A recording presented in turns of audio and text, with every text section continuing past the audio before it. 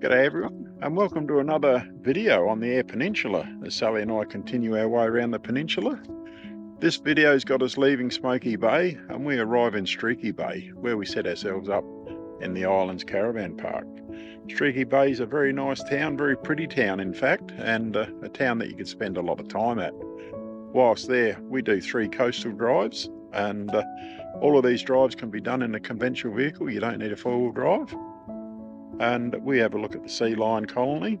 As well as that, we have a look at Murphy's Haystack. So we hope you enjoy what we've got to show you in this video.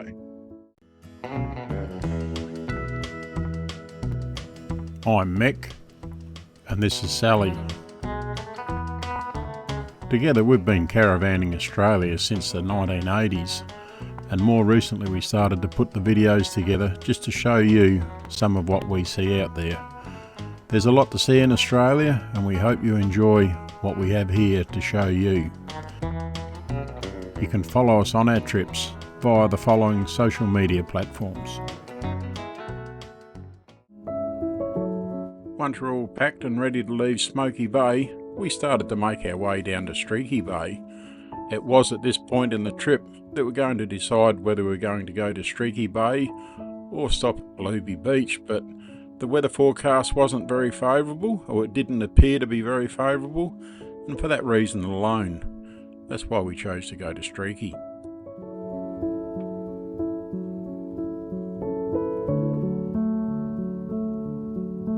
Whether we're going to go to Streaky Bay or Smoky Beach, either way, it was a short travelling day in the vehicle.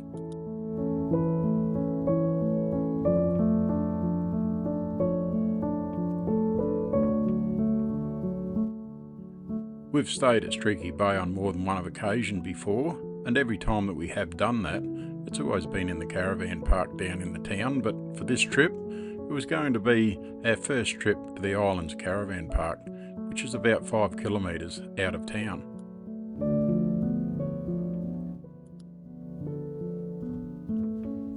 Once we arrived at the caravan park, it was into the check-in office here, paid our dues, and set off to find our site.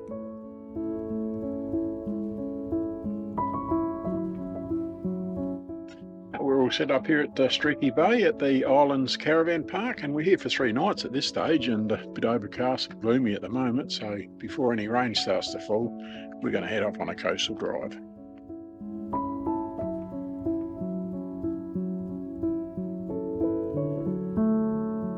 The first drive that we're going to do today was the Cape Bauer Loop Drive, and that's a small one on the western side, or the immediate western side of Streaky Bay Township.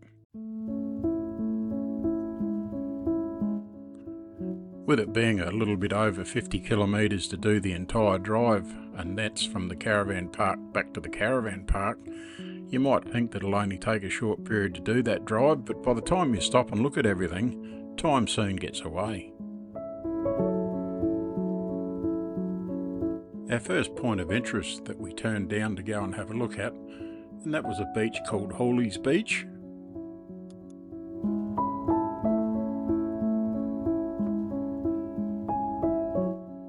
All of these areas that we went and had a look at on this drive, you can take the motor vehicle almost right up to the scenic point that you're going to look out over the ocean. Hawley's Beach has a set of steps, and that will take you down from the lookout up top, down onto the beautiful sand that's down below. I'm sure that if I'm mispronouncing this one, that someone, no doubt, will leave a comment down below and let me know, but I believe it's Hawley's, maybe it's Halley's, that we're not real certain.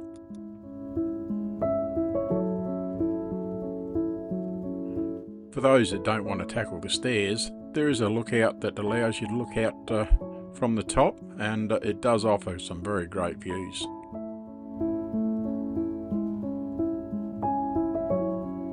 The coastline here has some very beautiful beaches, nice clean sand and beautiful blue water, but the power of the ocean pushing those waves in, it just keeps coming all day.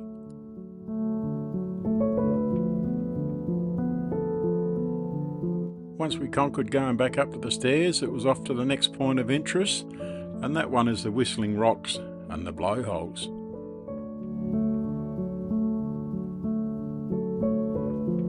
The travelling time between these points of interest is only very small, and it's quite easily done with a conventional motor car. You don't need a four-wheel drive at all.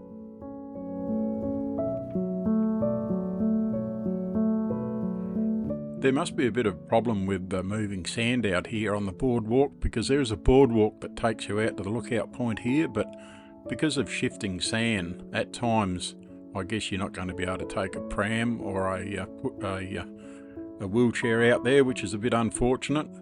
And for us during this visit, there was quite a lot of sand on the boardwalk.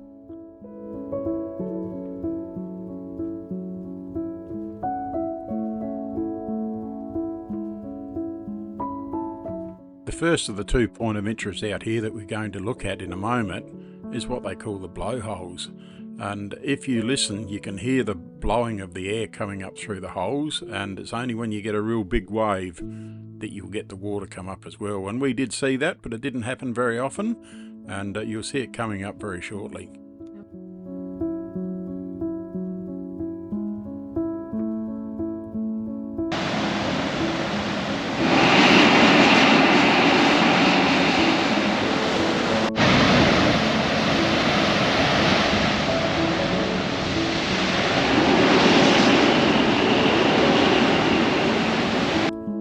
As you stand on that boardwalk there and viewing platform, the air coming up through those holes as it's pushed through the hole is quite loud to listen to. The second look out here is what we think is the Whistling Rocks. Back in the car, and we start to make our way to the Cape Bore lookout, and as well as these lookouts that you drive into, it's quite a scenic drive even when you're going down the road like we are here. Of course, the camera's not going to pick up what's out to the left side, but you've got ocean views on a good part of these roads.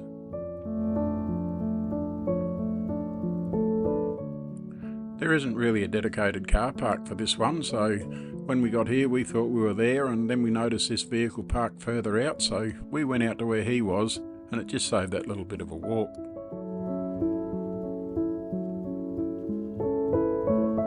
The colour of the water here was absolutely beautiful, and if we had a bit of sun shining on it, I'm sure it would have looked even better still. And look at the secluded beach down there, wouldn't it be great?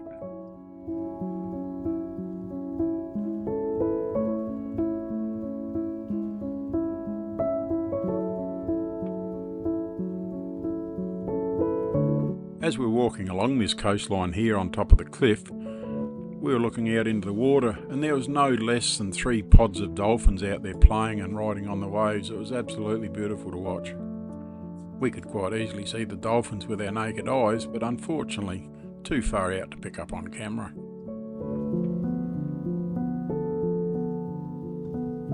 It's only a short drive, this one, and before long we're making our way back into Streaky Bay.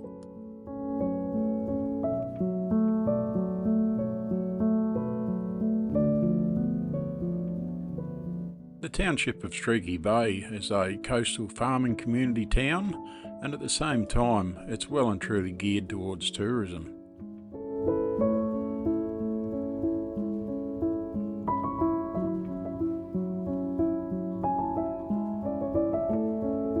With 2 caravan parks, a jetty, plenty of beaches for swimming, it's just about got everything there that you would ever want if you wanted to make it a holiday destination.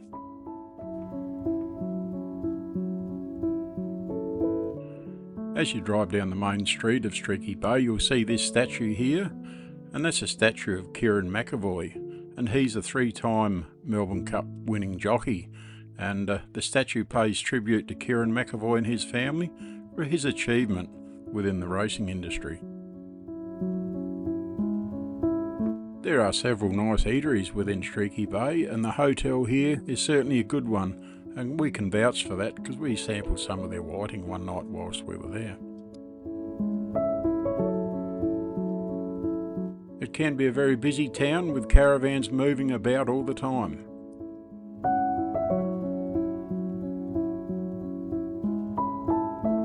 The caravan park that we're staying at, being the Islands Caravan Park, is approximately 7 years old, and we'd heard great reviews on this one, and that's why we came here on this trip, just to see if the reviews were correct.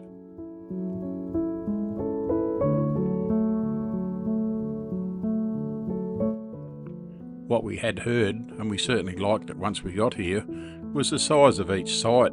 They're quite big, plenty of room for your caravan, your awning, your vehicle, and always clean.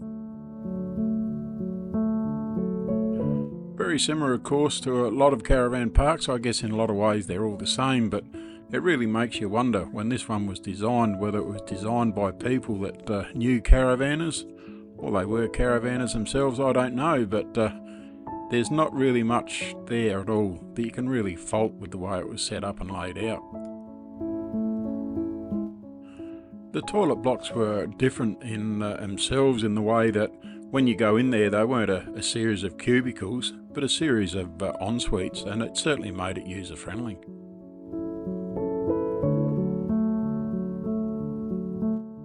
There are purpose-built walkways within the caravan park, and they've got shrubbery on both sides, and there are two that lead you down to the ocean or down to the beach at the rear of the caravan park.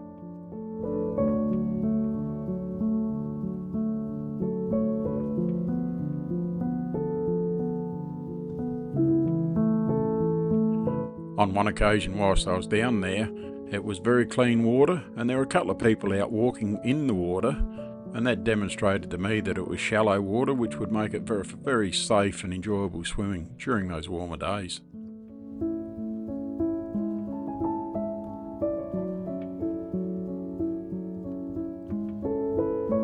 The following day we did another drive, and to start that one off we did the Westall Way loop drive, and from there we went on to Point Labatt, and that's where the sea lion colony is. From there it was on to Murphy's Haystack before returning back to Streaky Bay.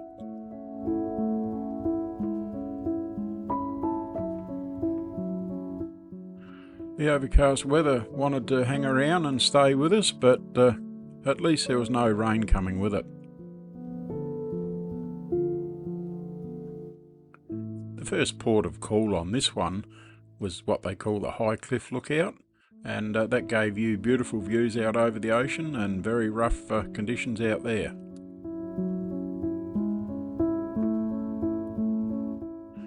Once again, all these roads were suitable for a conventional motor vehicle.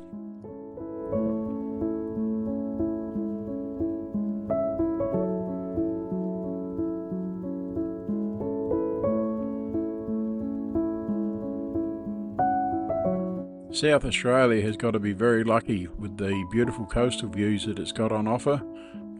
For people like us, we could just stare and look at them day after day.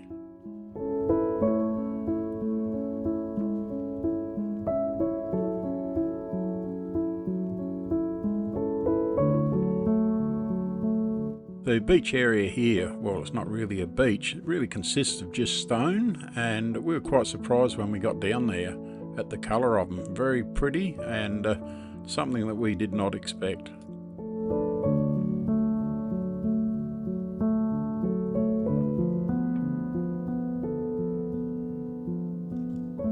We did notice some surfers or boarders, I'm not quite sure what you call them. They had boards, not surfboards, and if you have a look here, you'll see one riding the wave here.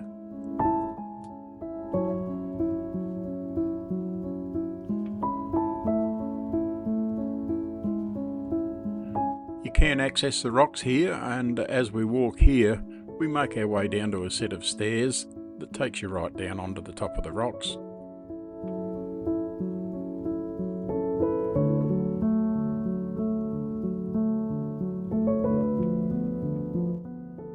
Once we got down amongst the red rocks or the orange rocks, for those that are familiar with Tasmania and the Bauer fires, it so much reminded us of when we were over there earlier on in this year.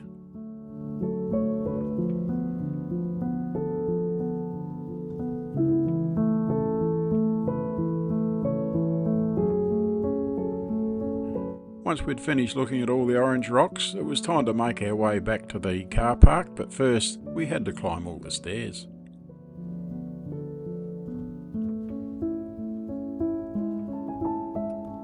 Not all the roads that go into these lookouts were named, and there was no sign out on the main road itself.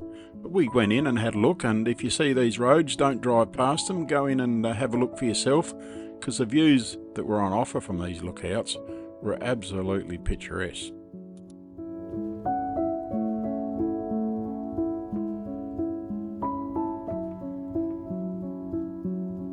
Even though we were touring around and it was overcast and cloudy, it wasn't windy, and for us, being up on top of these cliff tops made it bearable.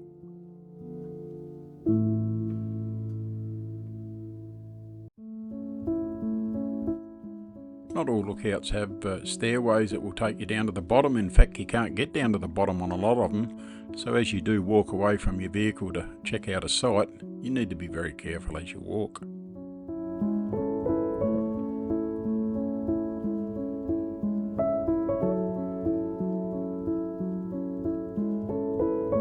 Our last point of interest on the Westall Loop Drive was Point Brown. Now this one was very rough to get into and very slow moving, and I don't think it's really suitable for the conventional motor car.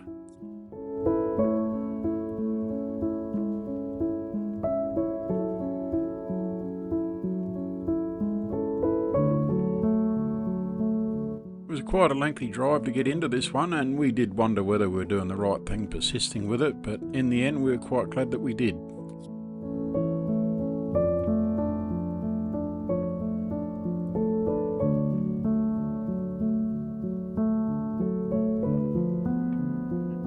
As its name indicates, being Point Brown, you are out on a point, and there's no real cliffs out there.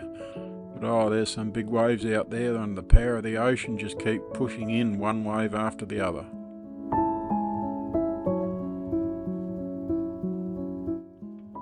Wildflowers growing in what look like stones must relish in the harsh environment.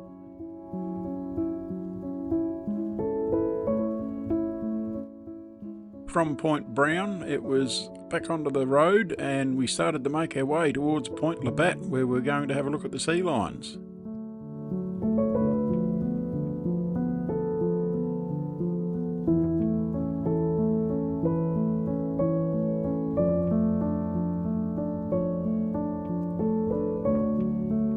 Back on the bitumen again, and that was going to take us to Seal Bay, but just before we got to Seal Bay, we did a left-hand turn, and that put us back on the dirt road again. The first part of this road there was no sea views at all, and once we turned off this road to head down towards Point Labatt, the coastal views, or the water views out on the left-hand side, were very pretty.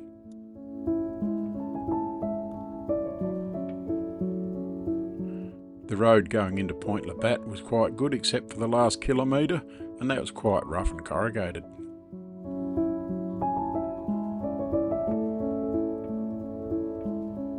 From the car park area, it's only a short walk and you're down to the lookout that allows you to view the sea lions.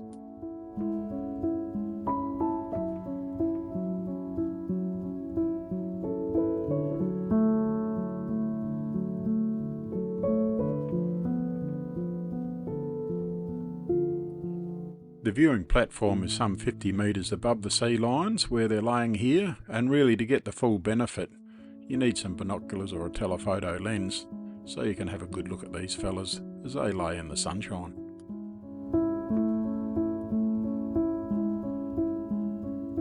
Not only does Point Labatt allow you to view the sea lions, but it's also got some great coastal views to go with it.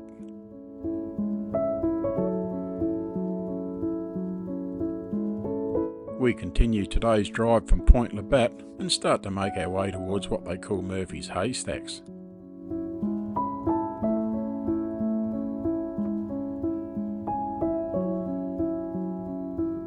If you wish to, you can camp at the Murphy's Haystacks, and there is a small fee that does allow you to camp there.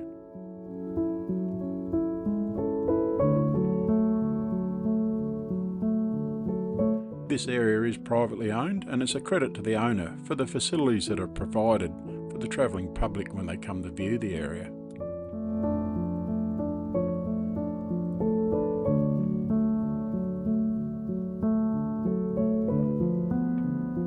There is a small entry fee to view the haystacks here, and that can be placed in the honesty box, as Sally's doing now.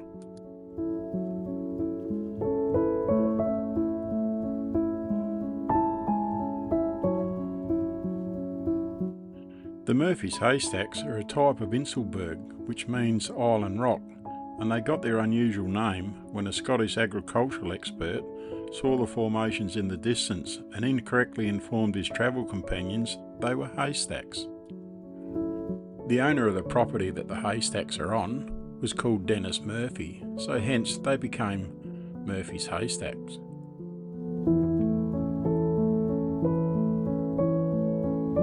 With the camping ground on offer here and the picnic tables and the toilets that you can use, you could spend any amount of time wandering around these remarkable rocks.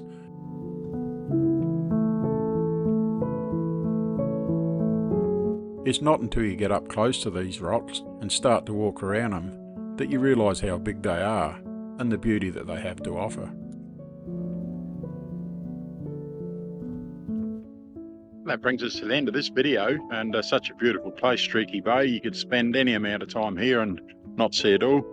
We did those three scenic drives and a beautiful coastline, and if you can never get over this way, try and do them. They're well worth the effort. So until that next video goes up, you take care and look after yourself.